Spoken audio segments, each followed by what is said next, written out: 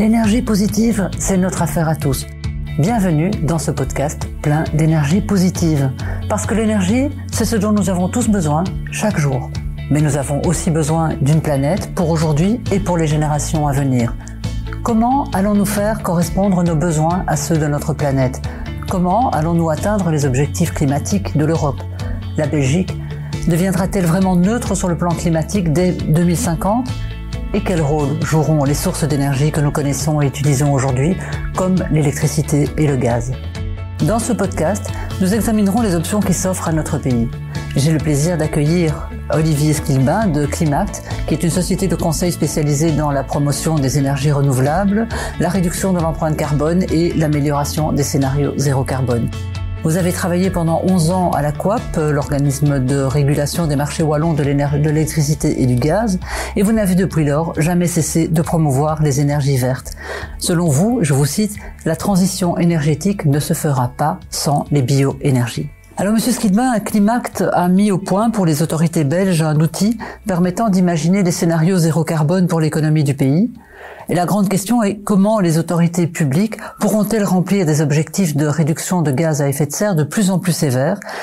Dans quelle mesure les plans nationaux et régionaux devront-ils être revisités et adaptés ?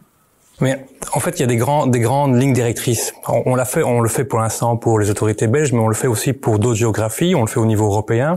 Et il y a énormément de paramètres, de scénarios possibles, mais il y a des grandes constantes. La première, c'est d'abord qu'il va falloir décarboner. Donc, au niveau de la production d'énergie, c'est clair qu'on va devoir substituer les énergies fossiles par des énergies renouvelables. Ça, on ne peut pas y échapper. Et l'autre aspect, c'est qu'on va devoir réduire drastiquement notre demande en énergie. En gros, il n'y a aucun scénario qui permette d'atteindre ce qu'on appelle le zéro carbone en 2050 sans une réduction d'environ la moitié de notre demande d'énergie par rapport au jour d'aujourd'hui. Et c'est possible d'y arriver tout en maintenant une activité comme on le connaît maintenant, mais ça nécessite des changements de comportement, que ce soit au niveau du transport, au niveau du logement, au niveau de l'alimentation. Donc c'est vraiment des impacts qui vont au-delà de ce qu'on entend souvent, une discussion sur le secteur de l'électricité par exemple. C'est beaucoup plus large et c'est vraiment important. Donc c'est possible, mais c'est ambitieux. Donc c'est pas évident. Voilà. Est-ce qu'on est là sur le long terme, parce qu'on parle beaucoup de 2050, mais je suppose qu'il y a des actions qui peuvent déjà être entreprises plus rapidement. Par exemple, est-ce que vous pourriez nous citer quelques quick wins qui pourraient être engrangés dans les 10 prochaines années pour déjà réduire les émissions? Oui, c'est ça qui est difficile, c'est qu'en fait, on n'a plus beaucoup de temps pour se poser des questions. Des options doivent être prises d'ici, on a peut-être 5 ans maximum pour prendre des options. Alors, une option phare, c'est notamment la réduction de la consommation d'énergie dans le logement. Donc ça, c'est ce qu'on appelle les stratégies de rénovation qui vont imposer dès maintenant d'augmenter le taux de rénovation de nos habitations avec des rénovations ce qu'on appelle profondes, où après rénovation, on consommera plus que 20% de ce qu'on consommait actuellement comme énergie. Donc c'est vraiment ambitieux parce que il faut des équipes pour faire ça, il faut de l'ingénierie, il faut des architectes, il faut des moyens financiers et il faut quasiment multiplié par 3 le taux de rénovation. Donc, c'est quand même ambitieux. Mais ça, c'est un premier élément. Alors, on parle de transition. Donc, c'est vrai que les choses vont venir progressivement. Souvent, on a un focus sur l'électricité. Donc, ça, c'est clair que c'est une constante. C'est que le vecteur électrique va augmenter. On va peut-être augmenter probablement de 50% la quantité d'électricité dont on aura besoin pour se chauffer, pour se déplacer. On parle beaucoup de ces équipements-là. Ce qu'on oublie aussi, c'est que actuellement, une grande partie de l'énergie qu'on consomme, c'est sous forme de gaz. 2 fois plus, en gros, que l'électricité. Et donc, on va devoir adresser ce problème. Et ça, c'est vrai que notre analyse, c'est que depuis les années 2000, on a eu une volonté de se développer les énergies renouvelables, mais surtout sur le secteur électrique. On a vraiment eu un focus et avec des très bons résultats au niveau européen, puisque les parts des énergies renouvelables ont augmenté de manière significative. Mais on a un peu oublié le vecteur gaz, qui reste très important, puisqu'il sert dans le chauffage bâtiment, il sert dans l'industrie. Et puis maintenant, on pense aussi qu'il va pouvoir servir dans le transport. Et ça, c'est intéressant parce que on dispose, par exemple, en Belgique, d'une infrastructure gazière assez bonne. On a un pays gazier, on va dire, que ce soit au niveau des Bruges, mais aussi au niveau de la distribution en Flandre, l'ensemble du territoire est couvert, en Wallonie, pas l'entièreté, mais une partie quand même importante. Et donc, on dispose d'infrastructures qui sont amorties sur des dizaines et dizaines d'années. Donc, elles sont là, on les a payées, on doit pouvoir les utiliser. la question fondamentale, c'est quelle molécule on va transférer. Est-ce que ce sera toujours du gaz d'origine fossile? Je vous l'ai dit, non, ça, à terme, on ne pourra plus se le permettre. Donc, on va devoir utiliser un autre type de gaz, c'est ce qu'on appelle le gaz renouvelable. Et une des étonnements, sincèrement, depuis quelques années, c'est que les études de potentiel sur ce gaz renouvelable ont montré qu'en fait, même si on regarde que le gaz renouvelable domestique, c'est-à-dire produit en Belgique ou en Europe, c'est pas rien, en fait. Ce sont des quantités importantes. Certaines études vont jusqu'à estimer à 1/4 des besoins actuels de gaz naturel consommé au niveau européen. On pourrait produire, donc pour des chiffres d'ingénieurs, c'est 1000 TWh, donc c'est 1/4 de ce qu'on consomme actuellement sous forme de gaz fossile. On pourrait le produire sous forme de gaz renouvelable, donc qui est neutre en carbone. Et donc ça, c'est vraiment quelque chose d'assez récent. On n'avait pas pris conscience de l'importance de cette source d'énergie. Et donc ça, c'est intéressant. C'est vraiment ce qu'on doit faire maintenant, se poser la question, comment peut-on progressivement augmenter la part du gaz renouvelable pour atteindre 100% à l'horizon 2050. Parce qu'en 2050, il n'y a plus de place pour du gaz fossile. Ça, c'est clair. Et donc, je sais que Climact travaille justement actuellement sur une étude qui vise à identifier les avantages et les bienfaits de ce gaz renouvelable. Est-ce que vous pouvez nous en dire un peu plus? Bon, il y a effectivement les réductions des émissions de CO2, mais j'imagine qu'il y a d'autres bienfaits. Oui, mais donc ça, c'est vrai que quand vous parliez tout à l'heure de bioénergie, la bioénergie fait un peu peur. Parce que c'est compliqué, ce sont des cycles compliqués, mais fortement intégrés à notre économie, puisqu'on parle de ressources, de résidus, de déchets qui sont générés par nos activités, que ce soit par l'agriculture, l'agroalimentaire, mais aussi l'ensemble des circuits économiques, comme l'industrie du bois, par exemple. Voilà, on ne sait pas faire une planche sans générer de la sciure. Donc, toutes ces matières-là peuvent être utilisées d'abord pour une valorisation en matière, mais puis ensuite, une fois qu'on ne sait plus le valoriser en matière, on peut l'utiliser en énergie. Mais pour que ce soit fait proprement, il y a des conditions à remplir. Et ce qu'on appelle, de manière générale, de vérifier des critères de durabilité, notamment. Et donc, c'est compliqué. Mais voilà, et on peut être heureux qu'en Europe, on mette en place un cadre qui vérifie cela. Et donc, c'est un peu ce qu'on a voulu voir ici, puisque au niveau de la Belgique, on a étudié, Gaz.be avait étudié avec l'aide de Valbium le potentiel de gaz renouvelable domestique qu'on pouvait imaginer mobiliser à l'horizon 2030. Et donc, pour donner l'ordre de grandeur, c'est quand même 10 TWh, donc c'est quand même un pourcentage non négligeable pour la Belgique à relativement court terme.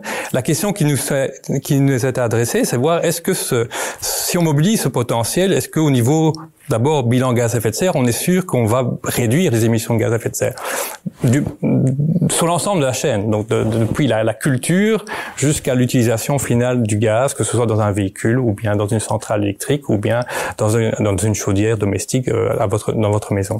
Et donc c'est ce qu'on est en train de faire, et ce qui est assez étonnant et rassurant, c'est qu'on a regardé sur l'ensemble des matières premières identifiées dans ce potentiel. Donc ça part du lisier jusqu'à des déchets de l'agroalimentaire ou de vos jardins. Eh bien, le bilan est favorable, et largement favorable. Ça veut dire que les premières estimations, donc c'est à prendre avec certaines précautions, si on comptabilise toutes les émissions évitées liées à l'utilisation de ces matières dans une unité de biométhanisation pour en faire du biogaz, et puis l'épurée pour en faire du biométhane qui pourra être utilisé dans le réseau de gaz classique, eh bien, on va pouvoir réduire les émissions de gaz à effet de serre de l'ordre de 10 à 20% par rapport au secteur agricole. Donc, les émissions, vous savez que le secteur agricole est un secteur qui a une contribution non négligeable au niveau des émissions de gaz à effet de serre, eh bien, on pourrait déjà réduire entre 10 et 20% ces émissions rien que par la mobilisation de ces matières premières pour en faire du biogaz. Et ça, c'est uniquement sur les aspects pratiques qu'on appelle culturelles, et sur les pratiques agricoles, donc une meilleure gestion des matières sur l'épandage dans les champs et autres. Donc ça, c'est déjà des avantages. Donc c'est vraiment des choses qui se mettent en marche, puisqu'on a environ en Belgique déjà 2 unités qui ont été mises en service récemment. Et puis quand on regarde nos voisins, il y a vraiment une croissance importante de ce type d'installation. Et donc c'est ce qu'on prévoit à l'avenir sur un tel développement. Donc ça, c'est vraiment. Alors les avantages de ce type de filière, c'est clair, c'est que c'est un petit peu des principes d'économie circulaire. On parle beaucoup de ça. Évidemment, ici, on a des matières, des résidus qu'on va revaloriser dans des cycles relativement courts, localisés. Et donc, c'est un intérêt pour les personnes qui disposent de ces matières premières, pour des exploitants agricoles, c'est une source de revenus complémentaire. Donc là, il y a des avantages indéniables. Puis il y a l'énergie qui va être produite, qui va pouvoir se substituer à du gaz naturel fossile. Donc ça, c'est clair. On va réduire nos importations. Et puis la biométhanisation, ça produit du biogaz, mais ça produit aussi ce qu'on appelle un digestat, donc qui peut être utilisé comme fertilisant, comme amendement, en substitution de fertilisants chimiques. Et donc tous ces éléments-là font que dans l'écosystème, c'est vraiment un ensemble d'externalités positives qu'on est en train de mesurer, d'identifier. Et puis la question, c'est voir comment on pourra convertir ça sous forme de valeur économique. Donc ça, c'est l'intérêt. Et l'unité de mesure, pour l'instant, c'est la réduction de gaz à effet de serre, hein, puisqu'on parle toujours de la valeur de la tonne de carbone. Et donc on est en train de voir dans quelle mesure quelle serait la valeur de la tonne de carbone qui permet de justifier le développement de ce type d'installation. Et c'est assez rassurant. Voilà. Oui, parce que la diminution de l'émission des gaz à effet de serre, c'est relativement facile à mesurer. Mais évidemment, les autres avantages dont vous parlez, il faut peut-être savoir les mettre en valeur au niveau de l'agriculture, de l'économie circulaire, etc. C'est peut-être ça qui ne se sait pas encore suffisamment. Il y a beaucoup de doutes. Hein. Donc, ce sont des filières compliquées. Donc, et c'est vrai que suivant les pratiques, on peut parfois avoir des exemples moins favorables. Mais en gros, quand on voit ce qui se passe en Belgique, on peut être rassuré et on voit les installations maintenant qui se mettent en service, elles sont vraiment de grande qualité, avec des taux de disponibilité élevés, avec des mesures technologiques assez performantes pour réduire les fuites de méthane et autres. Et donc, on a des performances assez bonnes. Donc ça, on peut quantifier. Maintenant, tout le reste, c'est vrai que c'est pas évident à mesurer, parce que il y a une grande diversité de cas, que si on s'occupe de déchets, si on s'occupe de lisiers. Et puis, il y a la situation actuelle, et il y a surtout la manière dont ça va évoluer dans le temps. Hein, je vous ai dit, les scénarios de transition bas carbone requièrent un changement radical de nos comportements, y compris au niveau de l'alimentation. Et donc, la manière dont l'agriculture est organisée à l'heure actuelle va probablement évoluer à l'avenir. Et donc, les ressources qu'on pourra mobiliser pour faire du biométhane vont évoluer également. Et donc ça, c'est des choses qui doivent être prises en compte. C'est ce qu'on essaie de faire pour l'instant, d'anticiper un petit peu ces évolutions. Mais à la grosse louche, on voit que malgré tout, il y aura toujours une quantité disponible qui pourra être utilisée à ce niveau-là. Ça va pas résoudre le problème de l'ensemble, mais c'est une piste. Et à ce stade-ci, on peut pas ne pas mobiliser l'ensemble des pistes. On peut pas faire. Et donc ça, c'est un risque. Souvent, on entend rapidement des discours en disant le tout à l'électrique. On sait que c'est pas possible. Et donc, il faut tenir compte qu'il y a des alternatives, et c'est maintenant qu'il faut les creuser, compte tenu de notre réalité. On a des ressources disponibles en bioénergie, et puis on pourra aussi éventuellement les importer. Hein, puisque le gaz, on importe du gaz fossile depuis des décennies, on pourrait très bien importer du gaz renouvelable produit sous d'autres géographies. Mais bon, priorité à la production domestique, ça c'est la première chose qu'il faut faire. Vous parlez de quick win, mais il faut commencer à faire ça parce que ça va permettre d'avoir des rentrées financières complémentaires locales. Donc ça c'est l'intérêt. Hein. Donc Et quand vous parliez de l'évolution des comportements, notamment au niveau alimentaire, j'imagine que c'est notamment le fait que les gens mangent de moins en moins de viande et que peut-être ça aura une influence sur la filière de production de biogaz, en tout cas sur la partie qui est basée sur le lisier. C'est le niveau d'intensité de l'agriculture, c'est effectivement on ne demande pas que l'on devienne végétarien, c'est pas ça qui est requis, c'est simplement revenir sur des normes classiques comme celles de l'OMS qui, en termes de quantité de viande, qui sont bonnes pour la santé. Si on faisait rien que ça, ça va évoluer. Mais cela étant, il restera toujours des matières parce qu'il y a une grande diversité de résidus qui ne sont pas valorisables. Vous avez abordé déjà un petit peu le mix énergétique. Je sais que le Bureau fédéral du plan a publié récemment une étude qui s'appelle Fuel of the Future, qui propose soit un scénario basé très largement sur l'électricité, soit un scénario qui fait appel à plusieurs sources d'énergie, et notamment au gaz. Et si j'entends bien, vous êtes plutôt favorable à quelque chose de un scénario plus varié qui ouvre la porte à différentes sources d'énergie. Oui, il y a encore des questions. Donc, j'appelle surtout à ce que l'on étudie et qu'on soit pas que le climat, mais que l'ensemble des experts étudient ces options-là, parce que Probablement que dans certaines situations, le véhicule électrique sera pas l'idéal. On pense actuellement tout ce qui est charge un peu importante, donc le véhicule électrique a des limites pour l'instant. Il y aura des évolutions certainement, et ces limites-là, on les retrouve pas avec le gaz dès aujourd'hui. Donc ça peut déjà être des solutions pour des flottes. Je parle de bus ou de camions, ça peut déjà être utile. Et puis il y a des zones plus rurales où peut-être que en termes de distance à parcourir et autres, un véhicule type moteur thermique est plus approprié. Bon, on ne connaît pas encore tout, donc il y a encore des choses à évaluer. Est-ce qu'il est plus préférable d'utiliser, on parle beaucoup d'hydrogène vert, est-ce qu'il est plus préférable d'utiliser de l'hydrogène vert dans ce qu'on appelle des piles à combustible, qui sont quand même des technologies performantes mais coûteuses et complexes, un peu comme nos batteries, ce sont des éléments complexes. On peut utiliser cet hydrogène vert en mélange avec du biométhane dans des moteurs classiques. Et donc ça, c'est des options qui sont pas encore suffisamment bien étudiées, en tout cas pour la Belgique, et qu'on doit conserver pour l'instant. Parce que voilà, on a une infrastructure gazière, donc redévelopper une infrastructure parallèle, ça a un coût. On en a déjà une, donc ça c'est des questions qu'il faut se poser maintenant. Et bon, les quantités sont plus réduites par rapport à, je parlais tout à l'heure que par rapport à notre consommation de gaz actuelle, on va devoir réduire au moins de moitié, mais que le potentiel identifié de gaz renouvelable est plutôt de 1/4. Ce quart-là, on va devoir se dire à quoi l'utiliser au mieux. Est-ce que c'est pour transporter des personnes? Est-ce que c'est pour alimenter des centrales électriques qui viendraient en substitution d'une centrale nucléaire?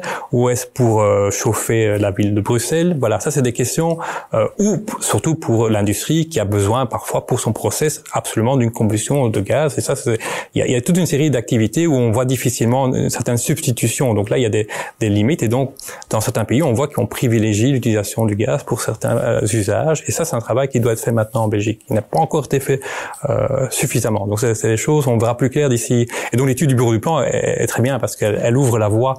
C'est la première fois où concrètement on sort du scénario tout à l'électrique. On a des pistes, oui, c'est ça. On parle aussi de la mobilité, évidemment, comme débouché, si je puis dire, pour le gaz renouvelable. Et le bio-CNG est l'une des utilisations du biométhane qui sont les plus souvent citées. Et la grande question reste celle de l'infrastructure de ravitaillement. Est-ce qu'on peut déjà dire aujourd'hui que cette infrastructure est suffisante pour permettre de faire basculer les comportements? Elle se met en place. Donc il y a des initiatives et donc c'est vraiment des questions. Nous on est amené à aider certaines villes, communes qui disposent, qui ont sur leur territoire par exemple une unité de biométhanisation, et il y a un potentiel et il y a une volonté justement de favoriser l'utilisation de véhicules au CNG, au bio-CNG de préférence, local, produit localement. Et c'est un peu l'œuf et la poule. Donc il faut une unité, elles sont là, il faut une station, il faut la mettre en place et on voit que ça se met progressivement. Donc ces initiatives à la fois privées et publiques, on connaît bien par exemple en Belgique il y a une initiative d'Enora qui est en train de placer des stations CNG et ça augmente assez significativement. Donc les options vont venir progressivement, à la fois avec l'appui des gestionnaires de réseau ou parfois sans, mais il y a vraiment, on sent que dans tous les distributeurs de carburant, il y a quand même cette réflexion et une volonté de développer ce type d'options. Et voilà, on a un cas concret aussi où on identifie dans un rayon de 20 km, il y a une installation, on a déjà identifié 3 stations potentielles qui pourraient accueillir le biométhane qui est produit. Donc voilà, je ne dis pas que c'est facile, mais ça se met en place. Et est-ce que toutes les régions en Belgique sont au même niveau de développement et de conviction, si je puis dire? Et sinon, pour quelles raisons? Qu'en Wallonie, il y a une volonté de développer le biogaz, comme il y a cette volonté aux Pays-Bas, en France, voilà, ce n'est pas la seule région. En Flandre, c'est beaucoup plus mitigé. En Flandre, il y a plutôt une sorte de standstill, une réflexion sur va-t-on le faire ou pas. À mon avis, c'est une réflexion qui doit être réactualisée, parce que quand on voit ce qui se passe ailleurs, moi j'anime un groupe qui représente l'ensemble des États membres au niveau européen qui réfléchissent sur ces politiques de développement des bioénergies. Le biométhane, le biogaz, c'est vraiment le vecteur qui est privilégié sur la plupart des géographies européennes. Donc, a priori, ça devrait aussi être le cas sur l'ensemble du territoire de la Belgique, je pense. Mais bon, pour l'instant, c'est clair que c'est surtout la Wallonie qui a l'air de mettre le paquet, on va dire, là-dessus. Et donc, on va voir un développement. On a les premières installations d'injections qui ont été mises en service et qui montrent de belles performances, donc c'est rassurant. Et il y a une demande au niveau principalement d'autorités locales de pouvoir utiliser, certes de temps en temps des véhicules électriques, mais aussi ces solutions-là de véhicules qui sont quand même moins coûteux, qui sont plus adaptés à des zones plus rurales, par exemple, et qui pourraient être alimentés par du bio-CNG produit localement. Donc ça, c'est quand même quelque chose qui est assez vertueux, quoi. J'ai encore 2 questions à vous poser. La première, je dirais qu'elle s'impose un peu cette année. Dans quelle mesure est-ce que la crise sanitaire actuelle... Et alors j'ai une dernière question. Qu'est-ce que je pourrais vous souhaiter pour 2021 sur le plan professionnel, sur le plan personnel, puisque nous sommes dans ce magnifique décor de Noël? Écoutez, que ça continue, que ça continue, peut-être pas la crise du Covid, bien évidemment, mais que l'on continue comme ça à être au niveau professionnel, certainement au niveau des projets qui viennent chez nous en tant que consultant. On est amené à appuyer, aider un grand nombre d'entreprises, et c'est vraiment remarquable de voir l'esprit de créativité dans ce domaine-là. Je trouve qu'on a vraiment de la chance. On voit que la nouvelle génération qui arrive est très moteur. Et donc, que ça continue comme ça, parce que on sent qu'il y a vraiment un souffle nouveau, une volonté vraiment de changer. Et je pense que le plus chouette pour nous, c'est de pouvoir continuer à accompagner tous ces projets en 2021 dans la bonne direction. Voilà, c'est tout. Je pense que... Merci beaucoup, Olivier Skilbin. Notre prochain invité sera Andrea Guerini, secrétaire générale de la NGVA, qui est l'association européenne qui promeut l'utilisation du gaz naturel et renouvelable comme carburant de transport. Vous pouvez retrouver ces interviews et d'autres informations sur l'énergie sur le site gaz.be. N'hésitez pas à vous en inspirer et en route vers l'énergie positive.